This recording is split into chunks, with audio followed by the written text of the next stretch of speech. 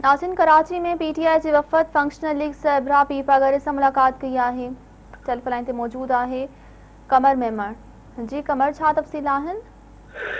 जी बिल्कुल, वफ़ाक़ी हुकूमत जो एक वफ़द जंहिंमें वफ़ाक़ी वज़ीर असद उमर, मोहम्मद मियां सुमरो, सिंध जो गवर्नर इमरान इस्माइल शामिल हुआ। किंगरी हाउस पहुची हुरनि जे रूहानी पेशवा जीडी अॻवान जीडी जे सरपरस्त आला पीर पागारे सां मुलाक़ात कई आहे। मुलाक़ात में सिंध जे सूबाई असेंबली जो मेंबर हलीम आदिल शेख, पीर सदरुद्दीन शाह राशिदी पिणु मौजूदु हुआ। मुलाक़ात खां पोइ मीडिया सां ॻाल्हाईंदे पीर सदरुद्दीन शाह राशिदी चयो आहे त मुलाक़ात में मुल्क जे ॿरंदड़ मसइलनि ते जेको आहे इहो ॻाल्हि ॿोल थी, जंहिंमें पेट्रोल जा अघनि में वाध ऐं लोड शेडिंग जे आज़ार जे हवाले सां ॻाल्हि ॿोल थी। हुन चयो त असीं वफ़ाक़ जा हामी आहियूं, जीअं असीं सिंध लाइ सोचूं था ॿिया बि ईअं सोचीनि।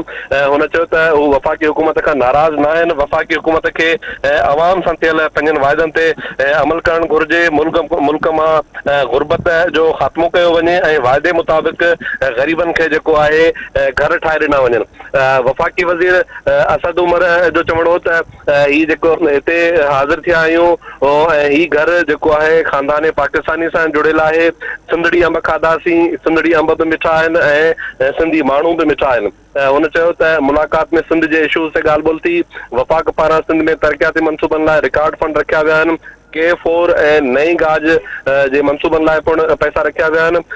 सिंध जे गवर्नर इमरान इस्माइल चयो त हिते जॾहिं बि ईंदा आहियूं त चयो वेंदो आहे त रुठलनि खे परचाइण आया आहियूं। पीर पागारो असांजो वॾो आहे, वणंदो तॾहिं बि उन खे क़बूल कंदासीं। वधीक मुशावरत लाइ ऐं पीर साहब पागारे जे वालदा जी तबियत पुछण लाइ आया हुआसीं। गवर्नर इमरान इस्माइल जो वधीक चवणो हो त सियासी तब्दीली जे हवाले सां का बि ॻाल्हि ॿोल न आहे थी। जी कमर, जी मेहरबानी।